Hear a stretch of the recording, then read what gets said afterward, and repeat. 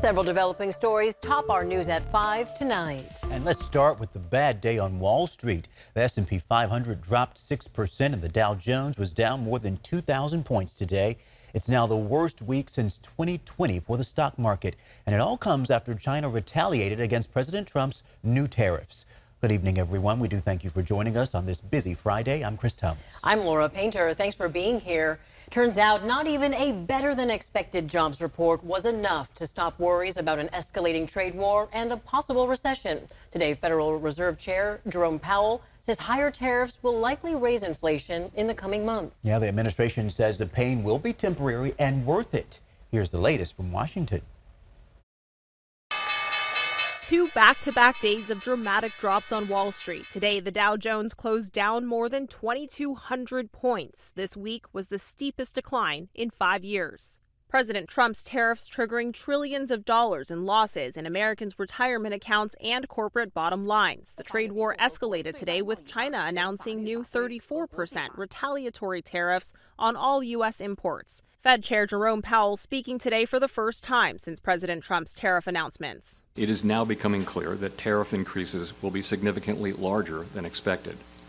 And the same is likely to be true of the economic effects, which will include higher inflation and slower growth. Trump on social media today pressured the Federal Reserve to cut interest rates, accusing Powell of playing politics, while Democrats slammed Trump's policies on the Senate floor, calling out, among other things, the tariffs Trump imposed on a remote island off of Antarctica, inhabited mostly by penguins. It is unclear to me if the White House even knows what they are doing. They literally put a 10% tariff on a bunch of penguins. The administration vows the disruption will be temporary and worth it.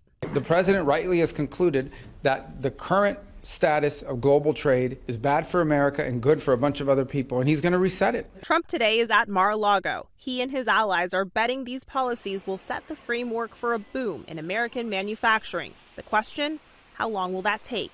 It may take years for that manufacturing to come back home, but in the meantime, consumers face higher costs.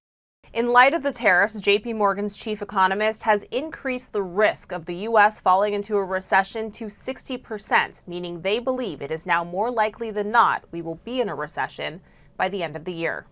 Christiane Cordero, ABC News, Washington. Christiane, thank you.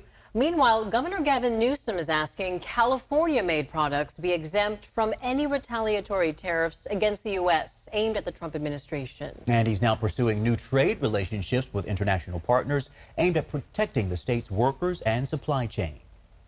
Donald Trump's tariffs do not represent all Americans, particularly those that I represent here in the 5th largest economy in the world, the state of California. We value international trade. We value our manufacturing base, the largest manufacturing economy in the United States of America. We look forward to continuing to strengthen those ties, strengthen those bonds. I'll remind all our international trading partners, California is a stable trading partner, and we hope you consider that as it relates to California-made products.